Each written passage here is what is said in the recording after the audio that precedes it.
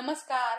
Tasty tails with वृषालीमध्ये आपले स्वागत आहे. सारखे सारखे मेथीची भाजी खाऊन कंटाळा येतो काहींना, किंवा काही जणांना तर मेथीची भाजी आवडत सुद्धा नाही. पण अशा प्रकारे जर मेथीचा ठेपला आपण केला तर मात्र ते पुन्हा पुन्हा मागून खाते. असाच एक नग आमच्या घरात सुद्धा आहे. तर आजची रेसिपी मेथीचा पराठा. मी इथे 1 बाउल मेथी घेतलेली आहे आणि 1 बाउल गव्हाचे पीठ, 4 ते 5 चमचे दही घेतलेला आहे, 1 चमचा काश्मीरी लाल तिखट घेतलेला आहे, चवीनुसार मीठ, 1 चमचा जिरे, 4-5 लसणाच्या पाकळ्या आणि थोडासा आल्याचा तुकडा, थोडंसं तेल, 1/2 चमचा हळद आणि 2 ते 3 टेबलस्पून डाळीचे पीठ. आता आपण इथे लसूण, आलं आणि जिरे दगडी खलबत्त्यामध्ये कुटून घेऊयात. खलबत्त्यामध्ये कुटलं ना की त्याचा चव जी आहे ना ती खूप छान लागते.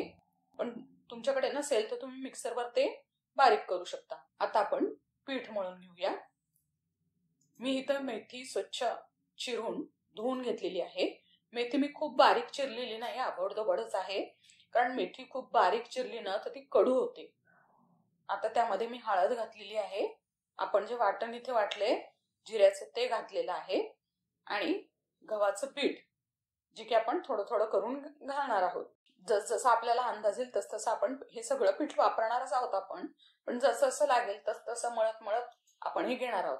आता याच्यामध्ये 2 टीस्पून मी डाळीचं पीठ घेतलेलं आहे, लाल तिखट घेतलेलं आहे.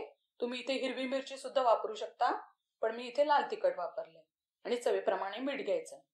दही मात्र ते सगळं घालायचंय, आणि नेहमी पराठा करताना दही तुम्ही नक्की घाला, कारण दह्यामुळे पराठा मऊ आणि थोडासा असं खुसखुशीतपणा येतो त्याला. आधी पाणी न घालताच आपण मेथीमध्ये ते पीठ सगळं एकजीव करून घेऊया.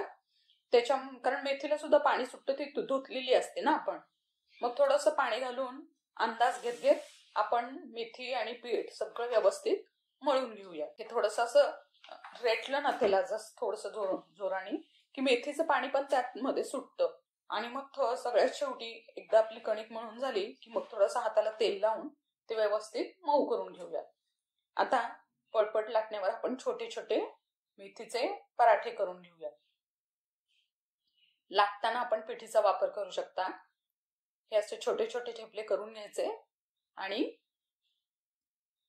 ते व्यवस्थित भाजून घ्यायचे.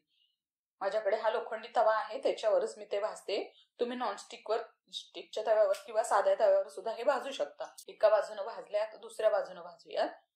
हे गव्हाचं पीठ खपली गव्हाचे आहे, त्याच्यामुळे थोडेसे लालसर दिसत असेल. काय होतं, काही जणांना मेथीची भाजी आवडत नाही, मात्र ते पराठा अगदी आवडीने खातात.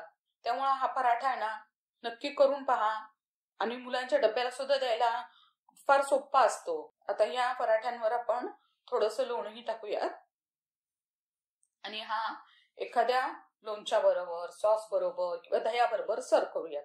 मी आता हे माझ्याकडे घरचंच माझं लिंबाचं गोड लोणचं आहे, त्याच्याबरोबर मी हा सर्व केलाय. मी सुद्धा अशा प्रकारचा मेथीचा ठेपला करून बघा. तुम्हाला तो कसा वाटतो हे नक्की सांगा. व्हिडिओला लाईक, शेअर आणि सबस्क्राईब नक्की करा.